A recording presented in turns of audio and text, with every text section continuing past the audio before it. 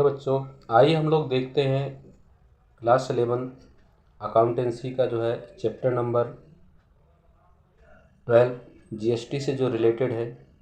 वैसे हमारी किताबों की इसमें एक सेपरेट चैप्टर के रूप में इसे बनाकर दिया गया है। वैसे 12वां चैप्टर हमारे पास बीआरएस का है। तो यहाँ पर हम लोग जीएसटी की डेफिनेशन को देखते हैं। तो जीएसटी की डेफिनेशन प्रॉपर आपके पास क्या कह रही है, तो जीएसटी क्या होता है।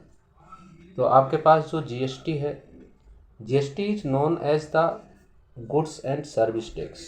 तो जीएसटी को हम लोग किससे जानते हैं, तो जीएसटी को हम लोग मेनली जो है क्या नाम है, गुड्स एंड सर्विस टैक्स के रूप में जानते हैं। और ये किस प्रकार का टैक्स होता है, तो it is an indirect tax. यह एक इनडायरेक्ट टैक्स है। इनडायरेक्ट टैक्स कैसे है आपके पास, तो जाहिर है कि सबसे पहले जो है क्या नाम है, जो भी प्रोडक्शन करता है, जो भी माल को उत्पादित करता है, वो जो है सबसे पहले जब वस्तु को परचेज करता है, तो जो उत्पादित कर रहा है उसके बाद तो उससे कोई परचेज करता है, तो वो वहाँ पर जो है क्या नाम है, उसको डायरेक्ट जो है गवर्नमेंट को पे कर देता है, डायरेक्ट गवर्नमेंट को पे कर देता है। और उसके बाद वो जो जीएसटी होती है वो आपकी जो है गुड्स और सर्विसेज में जोड़ दी जाती है, जिसे बाद में जो है जब आप उसे सेल या परचेज करते हो तो आपको उससे जो है कस्टमर से जो होती है उसको प्राप्त कर ली जाती है। तो इस प्रकार से ये इनडायरेक्ट टैक्स आपका हो जाता है। तो which has replace many indirect taxes. Direct tax कौन सा होगा, तो मेनली हम लोग दो प्रकार के टैक्स की बात करते हैं, एक डायरेक्ट टैक्स और एक इनडायरेक्ट टैक्स। तो डायरेक्ट टैक्स आपका कौन सा होगा, तो जो डायरेक्ट टैक्स होगा आपके पास वो जैसे इनकम टैक्स हो गया।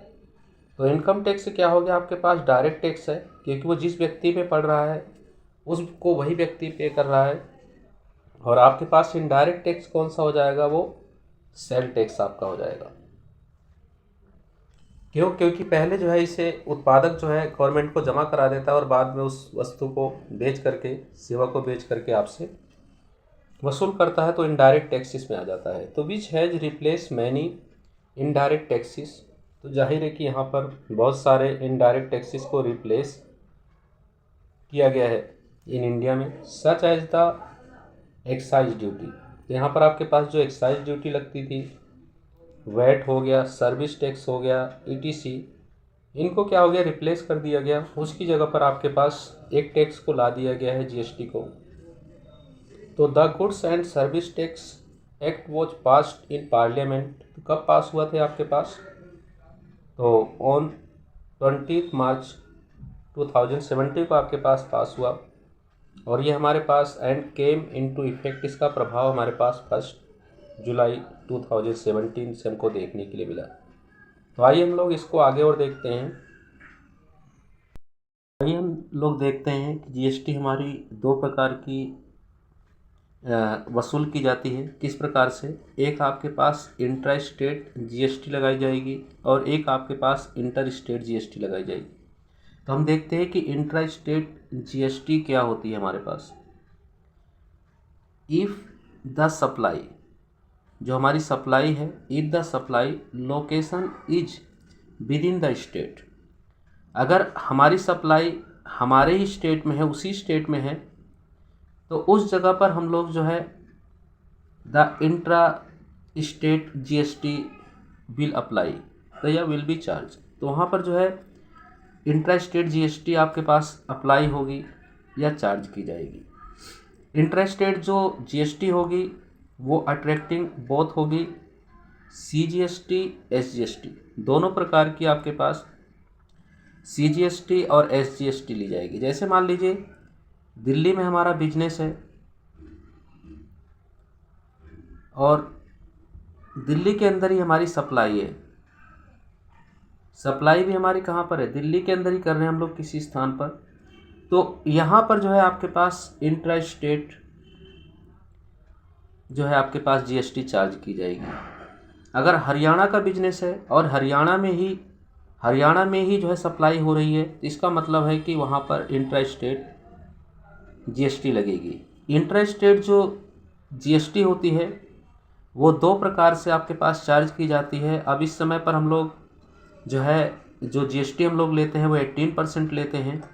तो यहाँ पर आपके पास जो सीजीएसटी है, सीजीएसटी आपके पास 9% चार्ज की जाएगी, 9%। ये सेंट्रल जो गवर्नमेंट है उसको सीजीएसटी जाएगी, और 9% ही आपके पास जो है क्या नाम है एसजीएसटी चार्ज की जाएगी, जो आपके पास स्टेट को जाएगी, जिस स्टेट में आप बिजनेस कर रहे हो। तो मैं ये समझ रहा हूँ कि आप लोग इंट्रा स्टेट जीएसटी को अच्छी प्रकार से समझ गए हो कि यहाँ पर जो है क्या नाम है आपके पास जो जीएसटी होगी वो चार्ज कैसे की जाएगी। तो जीएसटी आपके पास जो है विद इन स्टेट, अगर आपका बिजनेस है, आपकी लोकेशन विद इन स्टेट है, तो वहाँ पर इंट्रा स्टेट जीएसटी को चार्ज किया जाएगा, और दो भाग में डिवाइड हो जाती है। तो इंट्रा स्टेट जो जीएसटी है एक सीजीएसटी में और एक एसजीएसटी में डिवाइड हो जाती है। 9% के हिसाब से आपके पास वो डिवाइड कर दी जाएगी।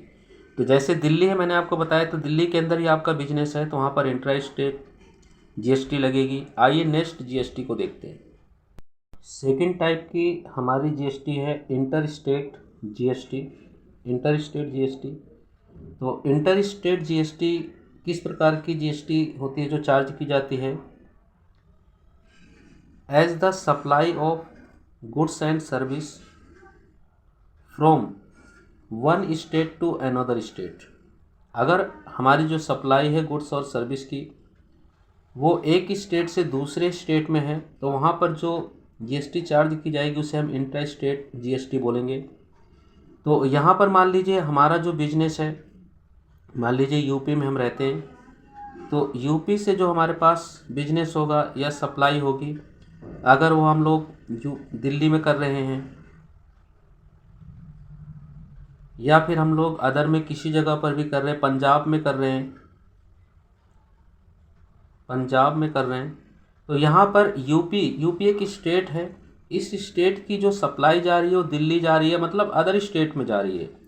तो इस जगह पर जो जीएसटी चार्ज की जाएगी वो हमारे पास जो जीएसटी होगी वो इंट्रा स्टेट जीएसटी चार्ज की जाएगी, और इस जीएसटी को हम लोग बोलेंगे आईजीएसटी। तो उस जीएसटी जो जीएसटी हम लोग चार्ज करेंगे वो किस प्रकार की जीएसटी होगी? तो वो आईजीएसटी चार्ज की जाएगी आपसे, आईजीएसटी। और कितने परसेंट होगी? तो वो आपके पास 18% होगी। कितने परसेंट होगी? वो 18% होगी। इसको हम लोग इसकी फुल फॉर्म है integrated goods and service tax. तो ये हमारे पास कब चार्ज की जाएगी? जब हमारा बिजनेस एक स्टेट से अन्य स्टेट में हम लोग कर रहे हैं।